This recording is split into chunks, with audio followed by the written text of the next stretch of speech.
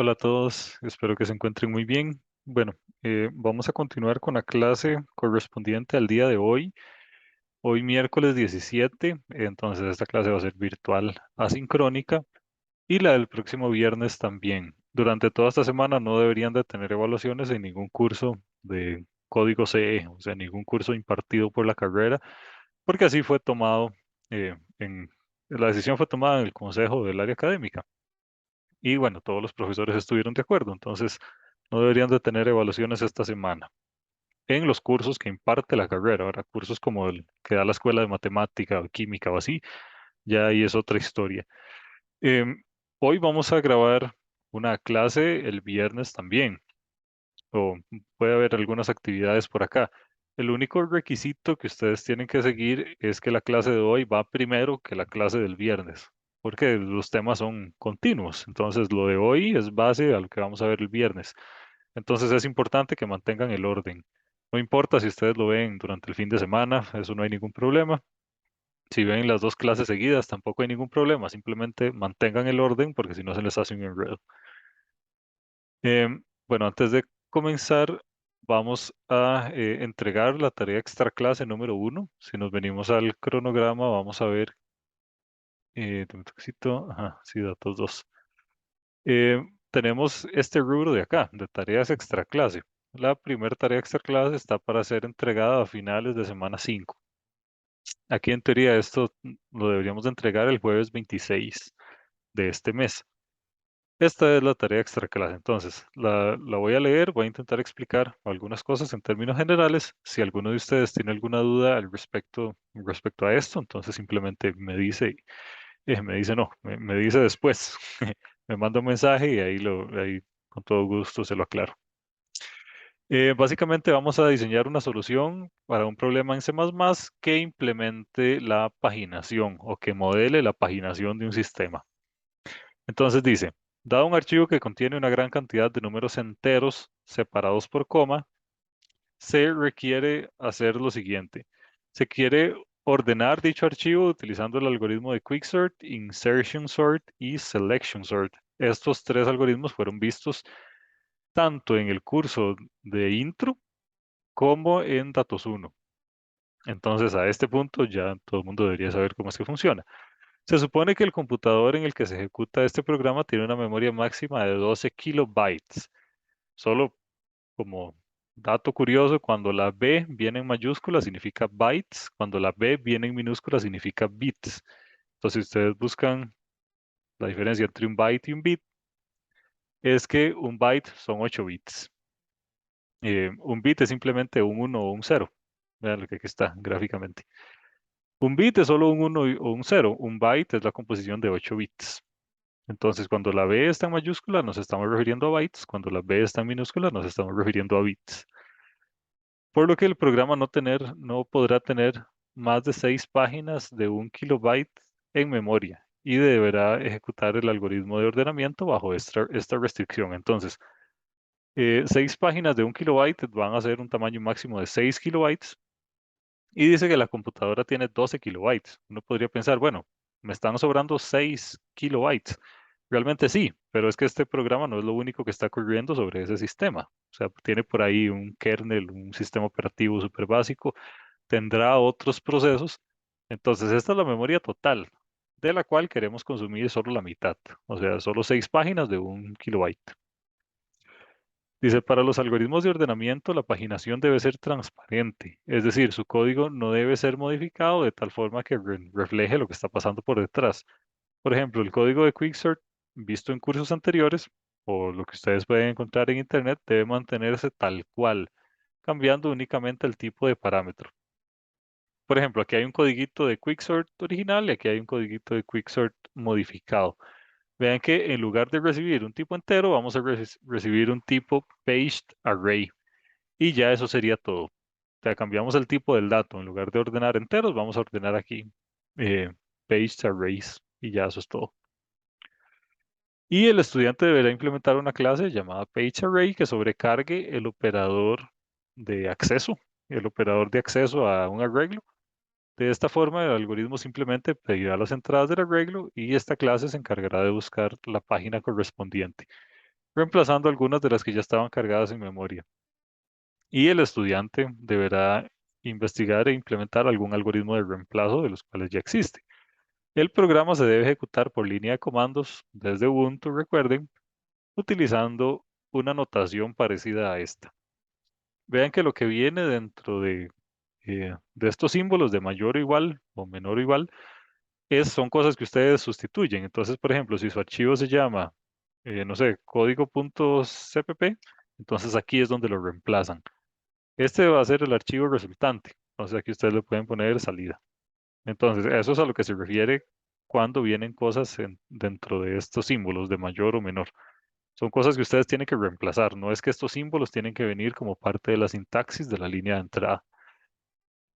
E igual aquí ustedes pueden escoger Quicksort, Insertion Sort o Selection Sort. Esto es un OR de cualquiera de ellos. Ustedes tienen que escoger alguna. ¿Con qué tipo de algoritmo lo quiere hacer?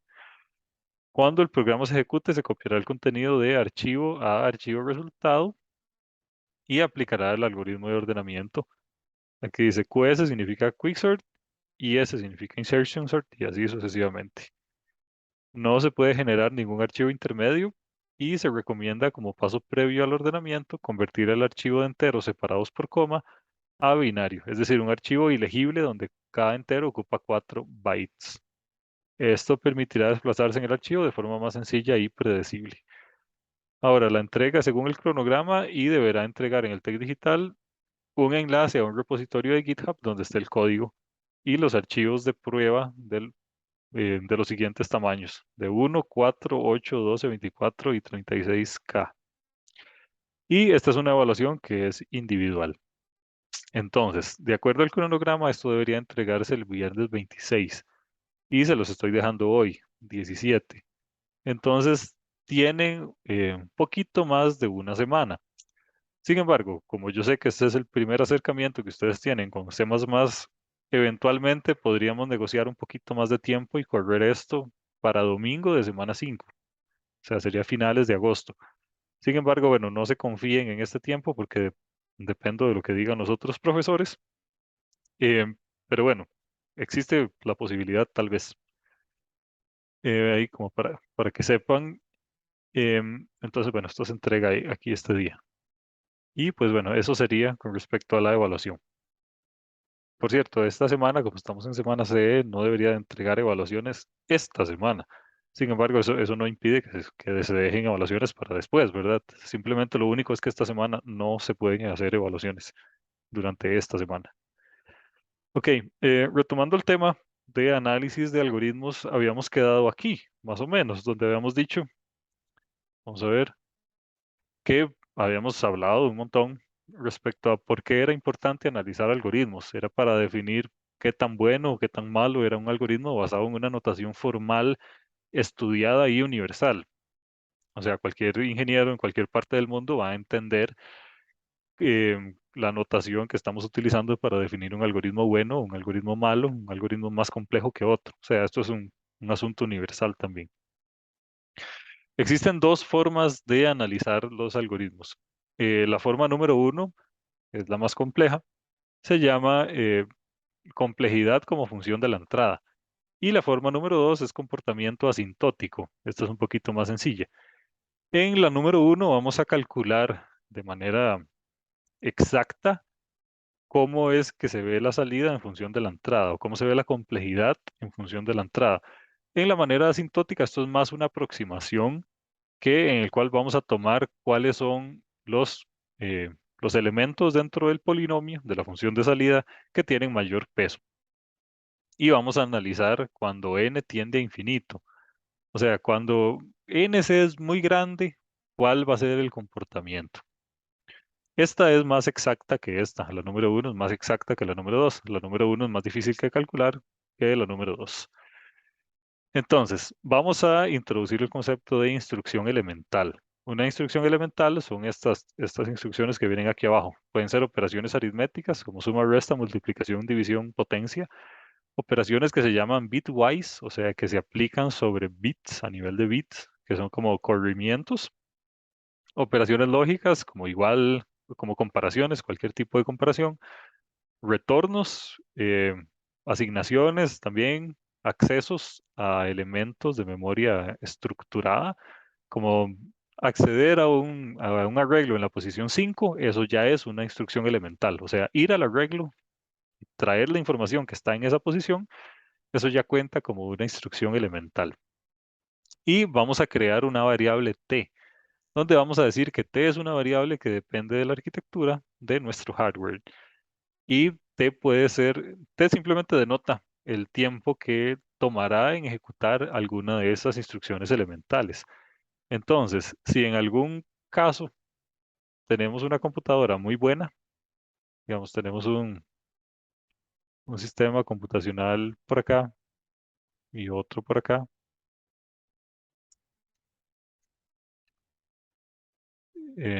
sistema uno y este pongámosle sistema 2. Digamos que este sistema uno es, no sé, un procesador Intel i9.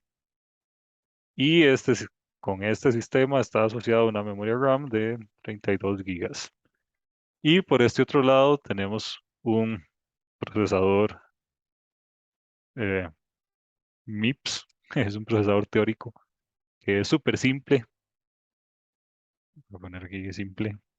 Tiene como, no sé, como 20 y algo instrucciones nada más este procesador y tiene una memoria de 1 kilobyte.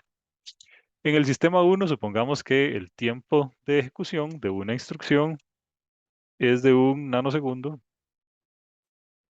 y en el sistema 2 el t, digamos que es 1 milisegundo, el tiempo de ejecución de una instrucción elemental. Probablemente sea más. Digamos 5 milisegundos. Evidentemente, esto es muchísimo mayor. eh, 5 milisegundos es muchísimo mayor que 1 nanosegundo. Entonces, nosotros vamos a analizar el código de forma estática. O sea, vamos a ver el código y vamos a analizarlo de forma estática. Vamos a verlo y vamos a sacar de ahí las conclusiones. Y todo va a quedar en términos de t, donde t es un tiempo que va a depender del hardware en el cual yo estoy corriendo mi código. Entonces, el t puede ser muy bajito cuando el sistema computacional es muy bueno, muy potente, digamos, y el t puede ser muy alto cuando el sistema computacional no es tan bueno. Entonces, eso es lo que significa el t. Depende del hardware y no sabemos cuál es porque no sabemos en qué hardware se va a correr el código que yo estoy analizando. Eso es algo que no me interesa. Entonces, todo queda en términos de t. Y lo que vamos a hacer es contar instrucciones, analizar instrucciones y contar el número de veces que cada instrucción va a ser ejecutada. Y vean que dice que puede ser tedioso. Realmente lo es. Requiere mucho tiempo analizar línea por línea. Ahorita vamos a hacer un ejemplo de cómo es que se ve. Y el objetivo es calcular tres funciones que describen el mejor caso, el caso promedio o el peor caso. El mejor caso es cuando se dan las condiciones para que el código se ejecute lo más rápido posible. O sea, que se haga las menores repeticiones. El caso promedio es el caso, pues, promedio, que digamos, de ejecutarlo 1000 veces, ¿cuánto fue más o menos el comportamiento que tuvo? Ese sería el caso promedio. Y el peor caso es asumiendo un montón de cosas de manera de que todo el código eh, se ejecute en un tiempo muchísimo más alto que el que realmente se ejecuta en un caso promedio. Veamos acá los dibujitos. La línea roja es el tiempo de ejecución promedio. La línea esta, K por F de N, es el mejor tiempo. O sea, haciendo un montón de asunciones, este es el mejor tiempo y vean que está mucho más abajo que la línea roja. El caso promedio, pues es básicamente la línea roja y el peor caso es el caso en aquel el cual toma el mayor tiempo posible. Y veámoslo acá. Analicemos el peor caso y vean lo tedioso que es hacer este tipo de análisis, analizar línea por línea. Habíamos dicho que lo que vamos a hacer es contar instrucciones elementales. Y este es un algoritmo, no está escrito en ningún código, esto es pseudocódigo que computa saca cuál es el elemento mayor de un arreglo. Pero no nos importa qué es lo que hace el algoritmo, simplemente analicémoslo. Lo que vamos a hacer es contar instrucciones elementales de esta de esta lista de cosas que se pueden hacer. Vamos a intentar contarlas todas. Vean que aquí tenemos un acceso a la memoria. Esto cuenta como una, entonces le pongo una. Y también tengo la declaración de una variable. Declarar una variable cuenta como una instrucción elemental. Y tengo la asignación de una variable. Por eso tengo 3T. Entonces, esto es un poco complicado. Déjenme y lo escribo por acá. Tengo una declaración, asignación y tengo el acceso a un arreglo. Por eso es que cada una de estas cuenta como un T, como una instrucción elemental. Entonces, por eso es que tengo 3T del otro lado. Después vean el caso del for. Esto es muy interesante. Los for siempre están compuestos de tres partes. De dónde yo empiezo, em, cómo se va a dar el incremento y cuál va a ser mi condición de parada. De dónde yo empiezo, o sea, i igual a 1, en este caso es un 2T, porque tengo una declaración y una asignación. Ponerlo aquí. Después tengo las comparaciones. Ven que aquí en ningún momento estoy especificando. En este pseudocódigo no está que tengo que hacer i más más, pero ahí vamos a suponer que sí. Después, en este otro caso, tengo n por t, que va a corresponder a realizar una comparación. Aquí estoy preguntándome si ya tengo que detener el for y por qué lo estoy multiplicando por n, porque esto se ejecuta n veces. El caso de 2t, en este caso de aquí, la declaración y la asignación, solo se hace una vez, o sea, solo se hace cuando yo estoy declarando el ciclo. Cuando se ejecuta por primera vez es cuando se hace la declaración y la asignación de i es igual a 1. Las comparaciones se hacen n veces y finalmente el incremento se hace n veces también. Entonces, por eso es que tengo otro n por t aquí. O sea, el i más más, por eso tengo otro n por t ahí. Ahora, analizando la parte de adentro del código, vemos que aquí voy a ponerle otro color. Esto es lo que se llama el body o el cuerpo del código o del for. En este caso tengo un acceso a un arreglo y tengo una comparación. Entonces esto me da en total 2t.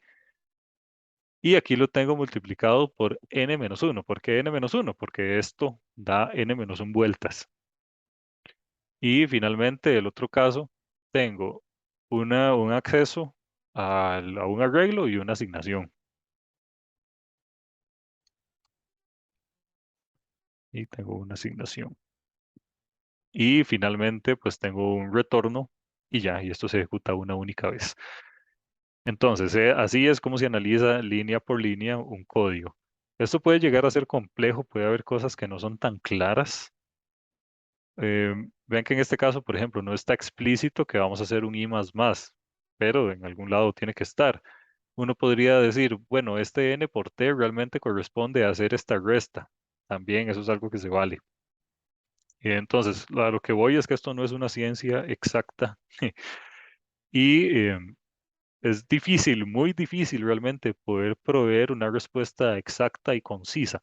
Acá lo que se busca es que la respuesta suya tenga sentido, que no difiera por mucho de la realidad. Entonces, si a ustedes les faltó un T, tienen un T de más, realmente no afecta tanto. Ya ahorita vamos a ver por qué. Pero bueno, si ustedes suman todo esto, al final da 4nt más 8t. Ya sumando todo esto y haciendo las simplificaciones. Este es el caso asumiendo en el cual vamos a dar toda la vuelta, o sea, vamos a recorrer todo el archivo. Por eso es que se llama worst case o peor caso, porque estamos suponiendo que el elemento está al puro final, el elemento máximo está al puro final. Entonces, lo que hacemos es proveer el caso en el cual este for dura más. Entonces, bueno, de eso es de lo que se trata. Este es el peor caso. De hecho, no hay manera de que este for hubiera terminado antes. O sea, no hay como un break o algo así. Entonces, bueno, este caso, este ejemplo siempre va a ser un ejemplo de peor caso. No hay forma en el cual esto termine antes. O sea, yo para garantizar que encontré el mayor, tengo que recorrer todo el arreglo.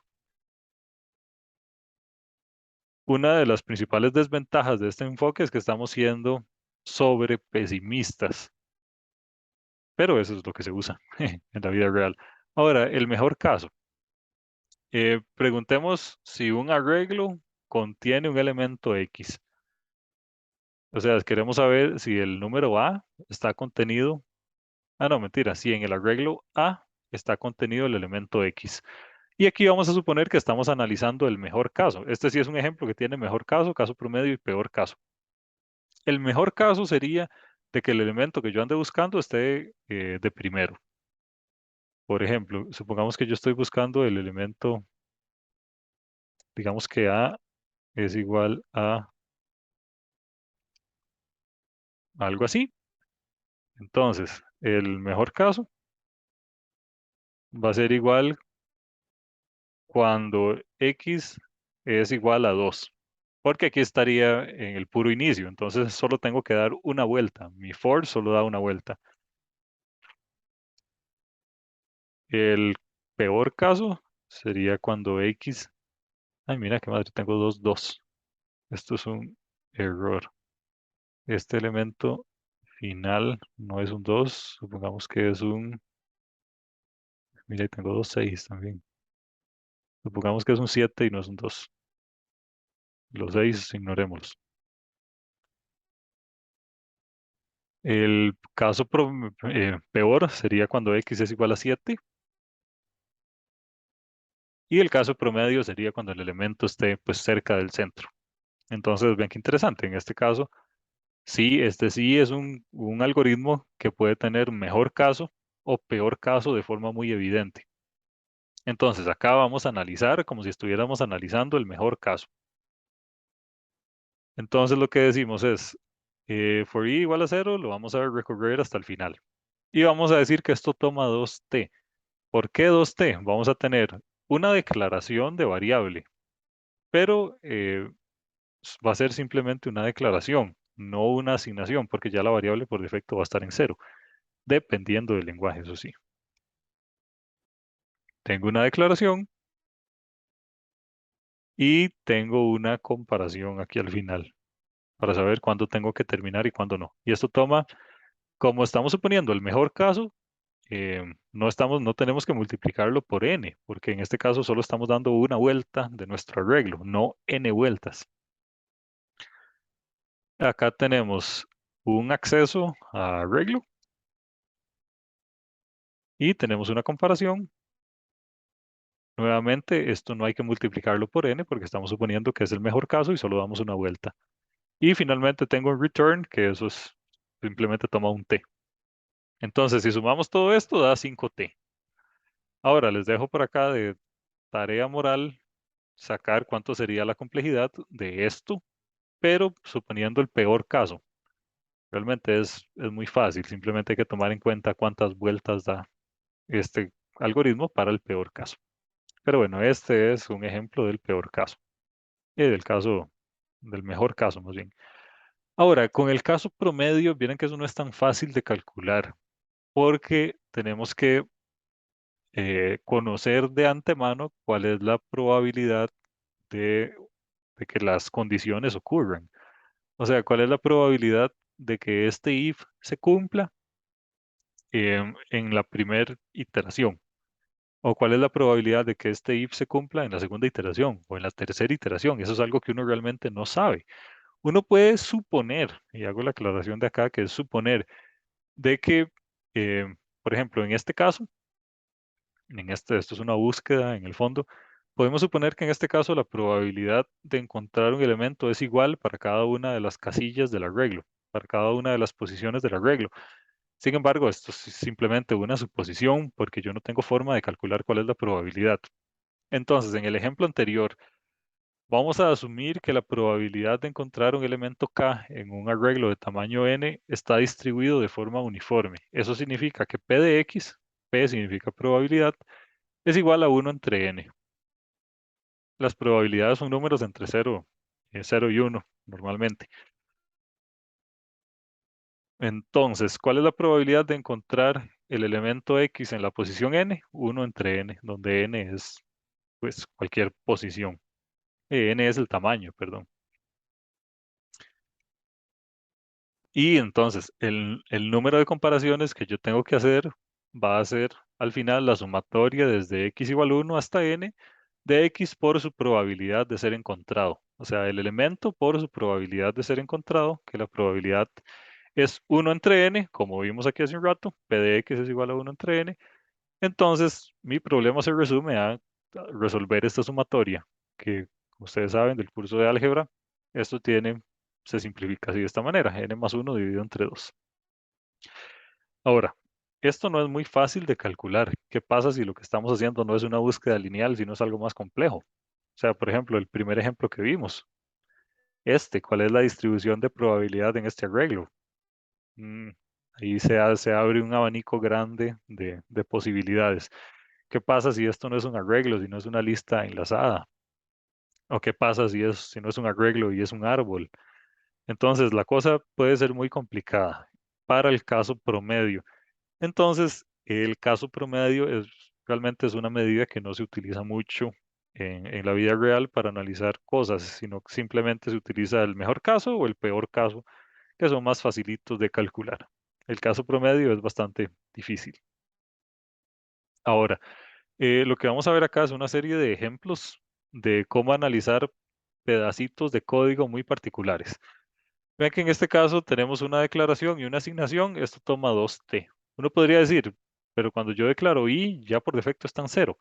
Sí, eso es algo que se vale. Entonces, en ese caso, esto no sería 2t, sino que sería un t. Pero esto depende del lenguaje. Hay lenguajes que lo hacen, otros lenguajes que no.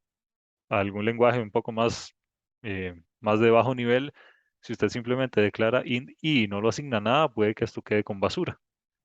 Un lenguaje como Python o algo así, probablemente esto se inicialice en 0.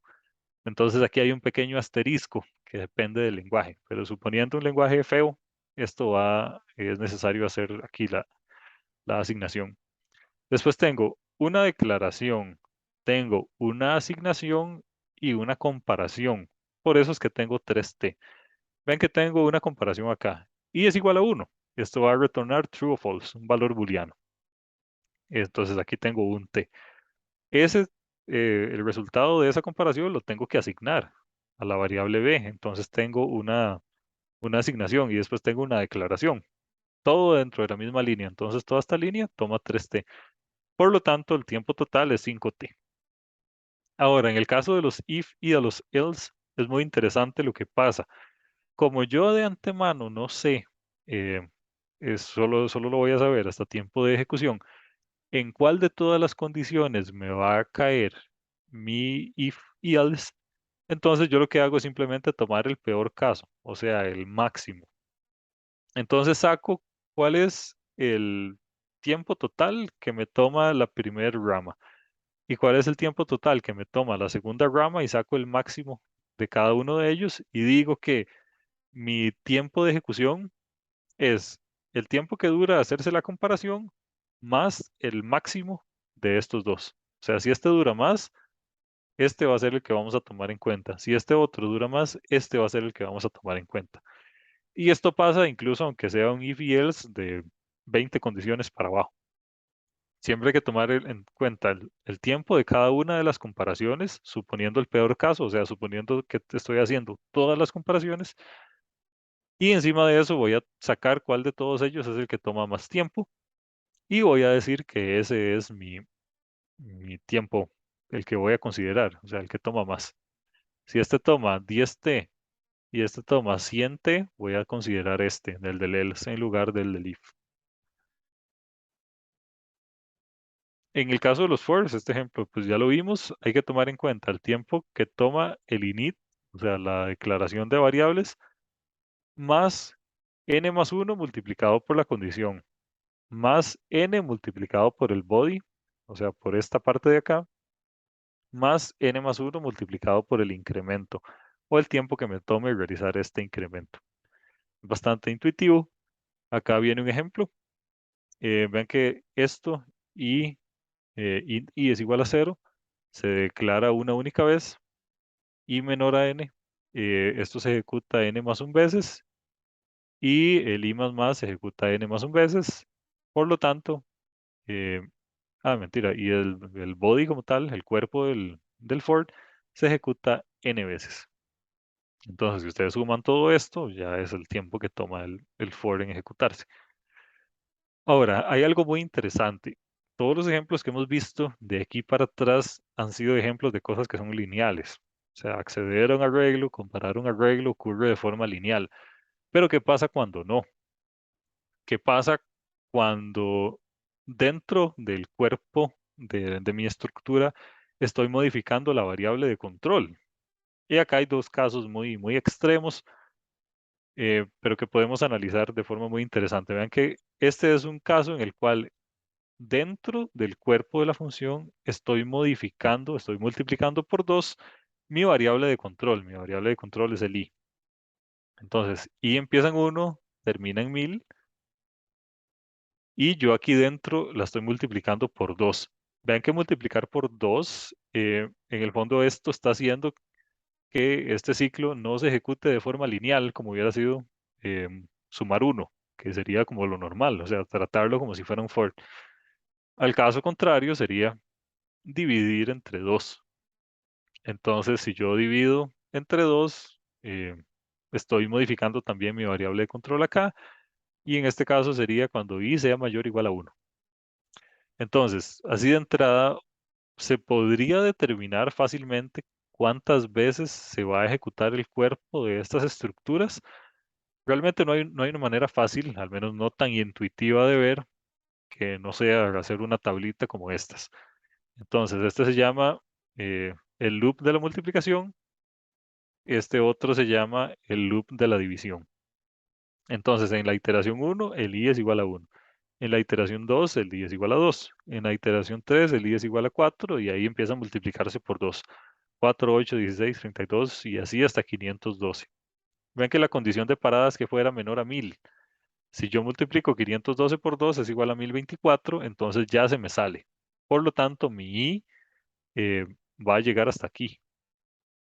Bueno, mi i dentro del cuerpo de la función va a llegar hasta 512. Ahora, en el caso de la división, empiezo en 1000 y empiezo a dividir entre 2. 1000, 500, 250, 125, 62 y ahí para abajo. Y acá la condición es que fuera mayor a 1, mayor o igual a 1. Entonces ya llegué a esta condición. Por lo tanto, mi i termina finalmente como i igual a 1 dentro del cuerpo de la función. Así es como se ve su comportamiento matemáticamente. 2 a la n es igual a 1000.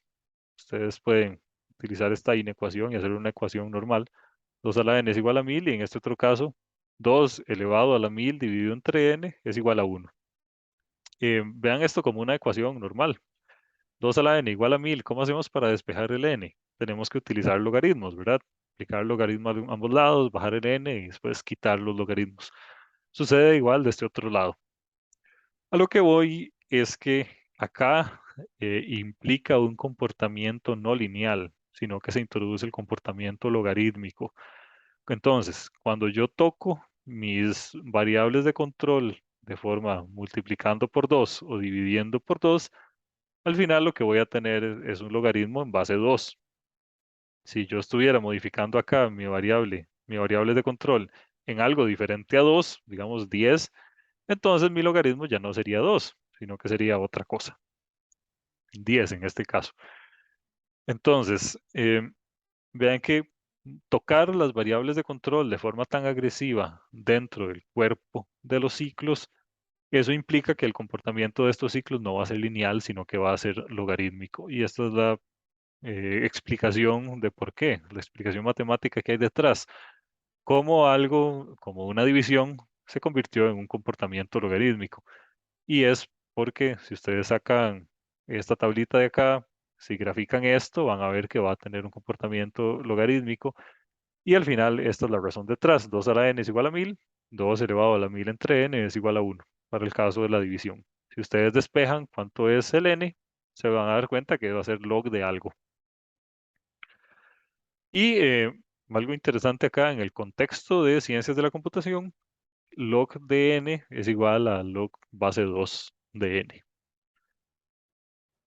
Esto no es así matemáticamente, o sea, el log pelado es log base 10. En este caso, el log pelado es log base 2, pero esto solo aplica en el contexto de ciencias de la computación, que no necesariamente tiene que ser congruente con la parte matemática teórica. Y bueno, esto nos introduce que existen diferentes tipos de comportamientos que las funciones pueden exhibir. Puede ser un comportamiento lineal logarítmico como n multiplicado por el logaritmo, cuadrático como n cuadrado, cúbico como n a la 3, lineal sería n nada más. Y pues en fin, depende de cómo mis variables de control sean modificadas, puedo exhibir un comportamiento o el otro. Ahora, de aquí para atrás, lo que hemos visto es partiendo del hecho que estamos utilizando el primer enfoque de análisis de algoritmos, que es este que teníamos aquí, ¿verdad?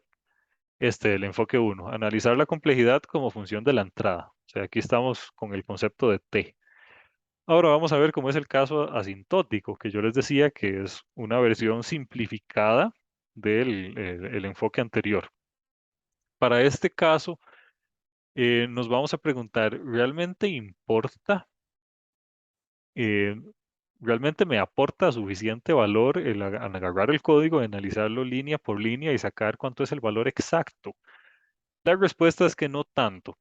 Si analizamos el polinomio en el infinito, supongamos que ustedes hicieron el trabajo ahí de sacar cuál es la complejidad línea por línea y les dio un polinomio que se parece a este. Si ustedes agarran este polinomio y lo analizan en el infinito, o sea, cuando x tiende a infinito, por cierto, aquí debería ser n, cuando n tiende a infinito, se van a dar cuenta que los polinomios de mayor grado son los que tienen mayor peso, pues, obviamente.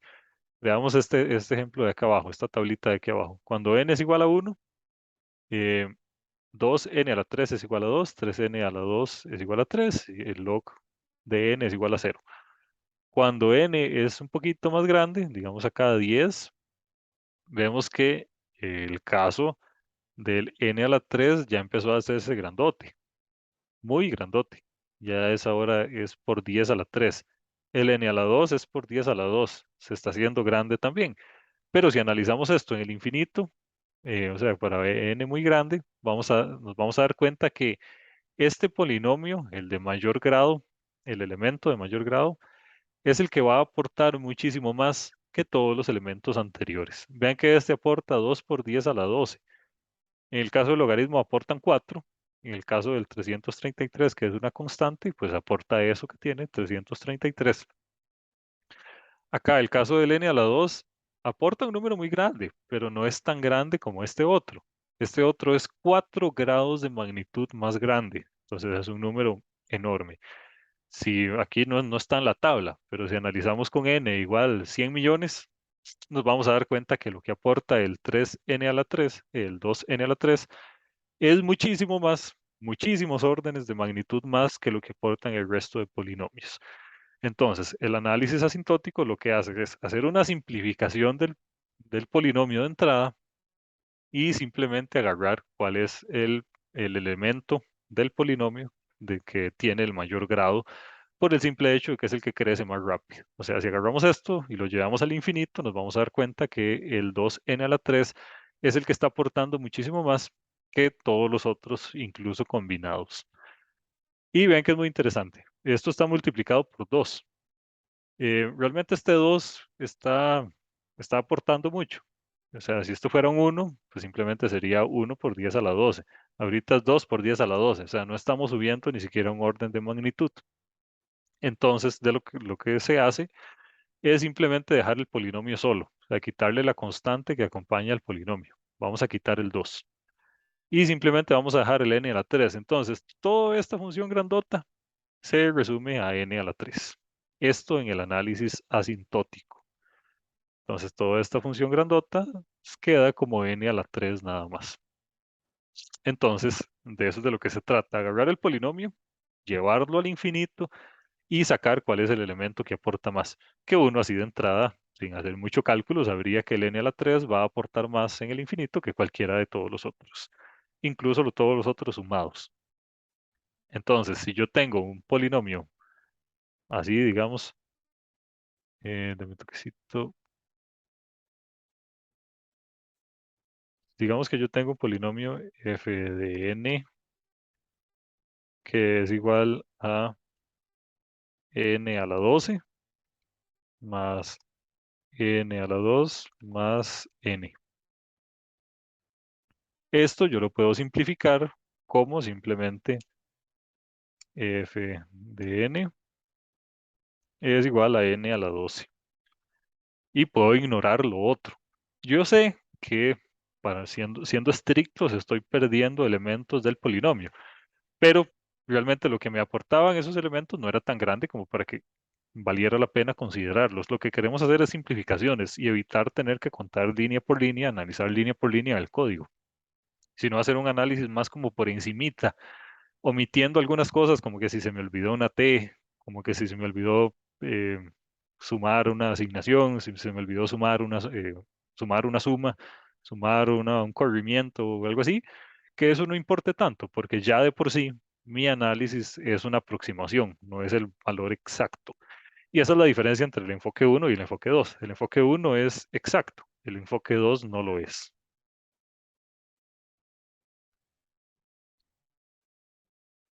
Y en este caso tengo tres notaciones.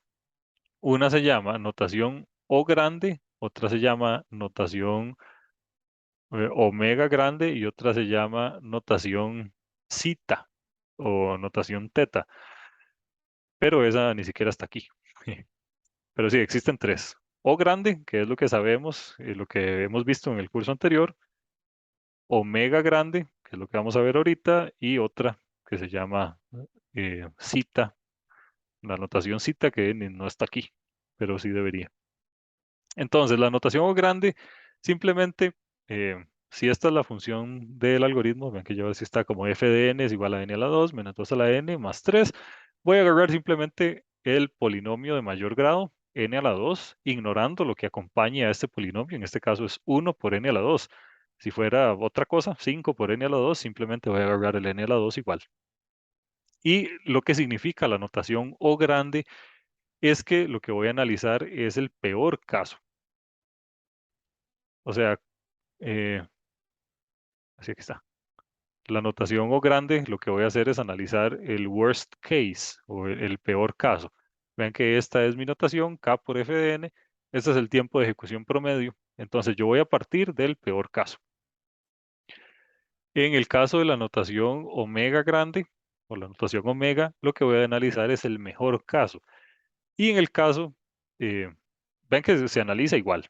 O sea, si esta es su función de probabilidad, su función de complejidad, perdón, la notación omega grande simplemente va a ser agarrar el polinomio de mayor grado. Y la otra que no está, que se llama notación zeta, lo que hace es agarrar el caso promedio. Entonces, en resumen, la O grande trabaja con el peor caso. La omega grande trabaja con el mejor caso.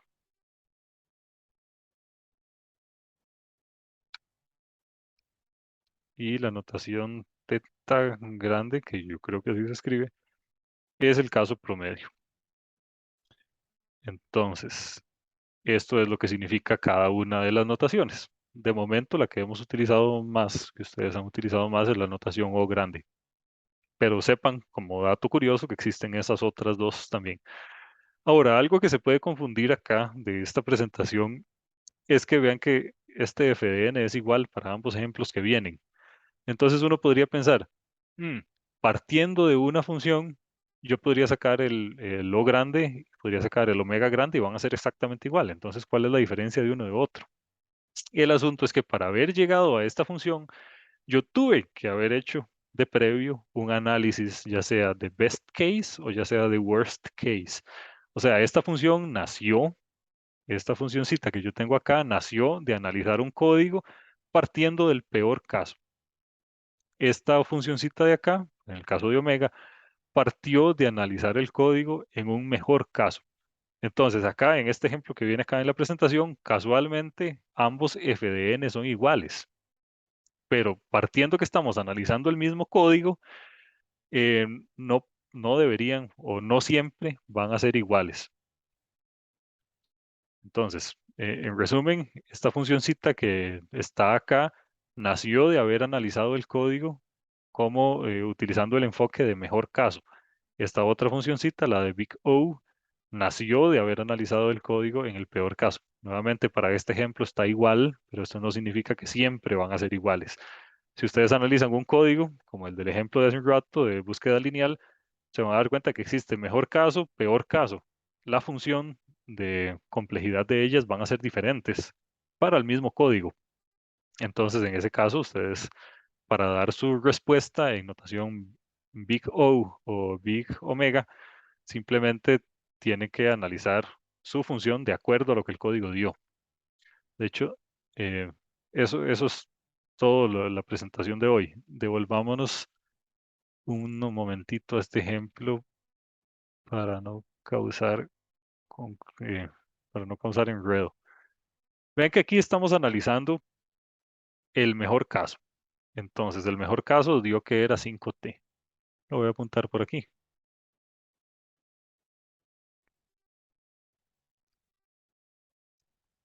Best case, en este caso, f de n es igual a 5T.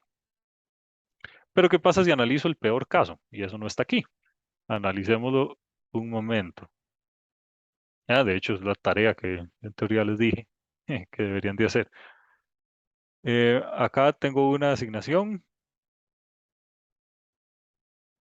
em, y una declaración. Esto se ejecuta una única vez. Después de este otro lado tengo una comparación y por ahí tengo también un incremento o el I más más, digamos. Y todo esto hay que multiplicarlo por n.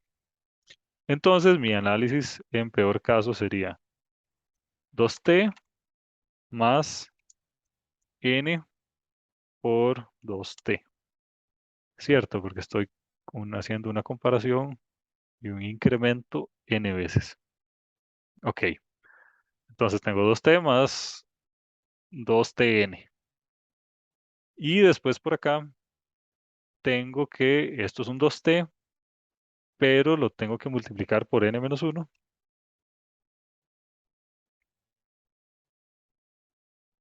Y después este return sí queda una única vez. Entonces, si yo sumo todo esto, sería 2t más 2nt más 2t n menos 1.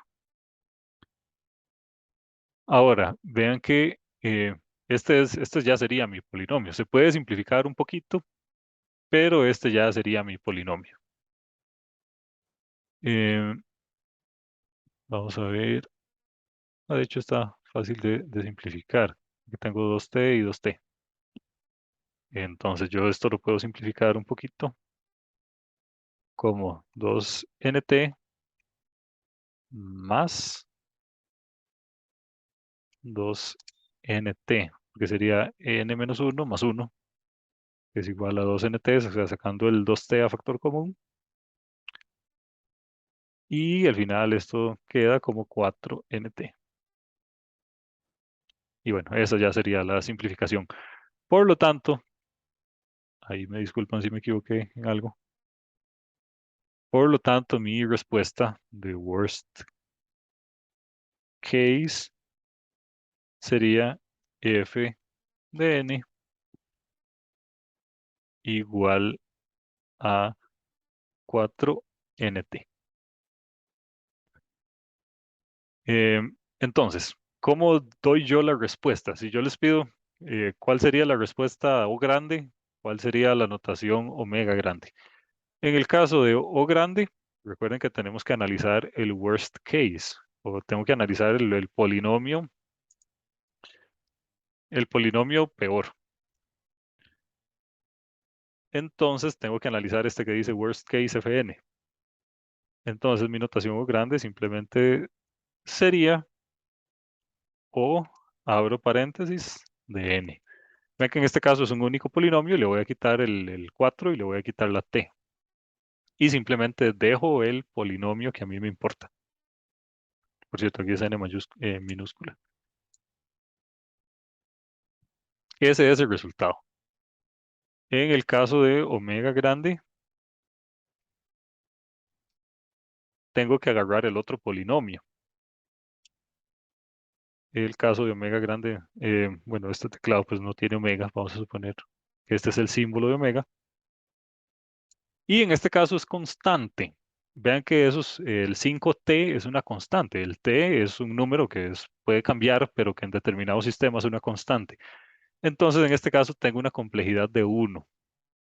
Es una complejidad constante, significa que no depende del tamaño de la entrada. A lo que voy y lo que quería que quedara suficientemente claro es que cuando yo estoy haciendo análisis de O grande, tengo que analizar el código en el escenario de worst case. Cuando estoy haciendo un análisis de omega grande, tengo que analizar el código en el escenario de best case. Entonces, para igual código, pueden existir diferentes polinomios dependiendo de qué sea lo que yo esté analizando. Si estoy analizando el mejor caso, esta sería la respuesta. Si estoy analizando el peor caso, esta sería la respuesta. Entonces tengo que analizar uno u otro dependiendo de qué respuesta quiero dar.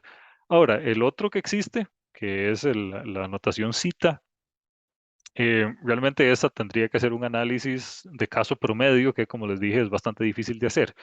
Entonces, supongamos que existe ese polinomio y ustedes lo que hacen es analizar igual que hemos analizado esto, o sea, ignorando cosas y agarrando simplemente lo que aporta más para sacar cuál es la notación cita grande, simplemente tiene que analizar el polinomio de caso promedio, que es difícil de obtener. Entonces, eso es algo que no vamos a hacer nunca.